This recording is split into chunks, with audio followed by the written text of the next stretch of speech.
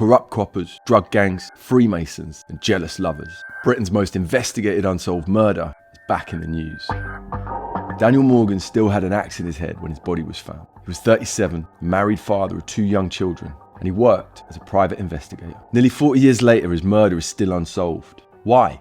Well, his family, led by his big brother Alistair, now have confirmation of what they've always known. London's Met Police have admitted a cycle of corruption and incompetence, and they've paid the family £2 million in compensation.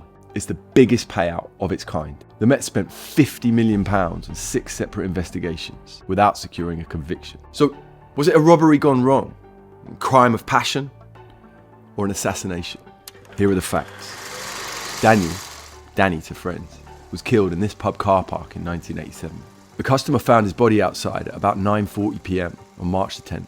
He'd been struck 3 times in the back of the head, and a final blow left a hand axe lodged in the side of his head. His Rolex was missing, but he had £1,000 in cash in his pocket. So, robbery? Seems unlikely. Also, his BMW car keys and 2 packs of unopened Golden Wonder crisps were found lying beside him in a large puddle of blood.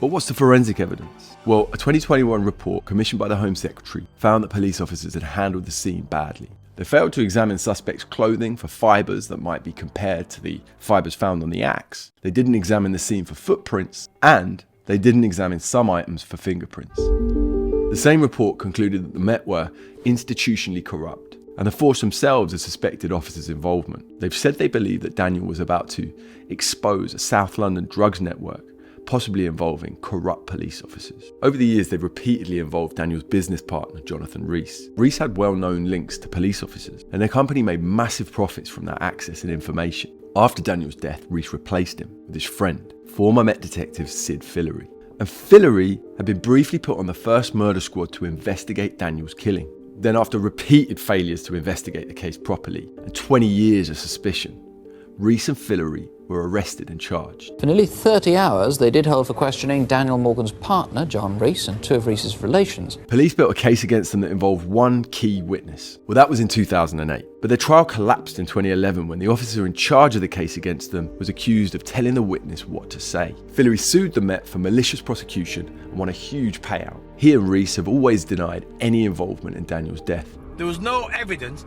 ever of us being involved in the murder of Daniel Morgan. What's difficult about that? I'm the only person, me and the murderer, who know I wasn't involved. So what about other theories? Links to the Freemasons, a secretive society of men who swear an oath of loyalty to each other, added to the intrigue. Well, that 2021 report found that both Rees and Fillery, 10 officers linked to them, and more senior officers, were all in the Freemasons. But those links never became more than suspicions. So what about romance as a possible motive? Newspaper stories at the time suggested that Daniel Morgan had been having multiple affairs and that some jealous partner might have killed him. Now, there's 2 extraordinary things about this. The first is that this is exactly what Rees said in his first police interview under caution. And that interview was conducted by his friend, Detective Sid Fillery. Daniel has often confided in me regarding a number of extramarital sexual relationships. The second is that Daniel was having an affair with a woman who later married his business partner, Jonathan Rees. Another theory is that Daniel might have been killed because of his work as a private detective, collecting debts, spying on cheating spouses, and tracking down people who didn't want to be found. But every significant investigation has come back to the topic of police corruption in some form. And that brings us back to the reason he's in the news 36 years later. The Met Police have finally admitted their officer's part in scuppering the case, with the head of the force, Sir Mark Rowley, issuing an apology. This case has been marred by a cycle of corruption, professional incompetence, and defensiveness that has repeated itself over and over again. The apology and the £2 million are a small victory for a family torn apart by Daniel's death. But corruption in the Met Police, which is still a problem today, means that Daniel's killers will probably never be caught.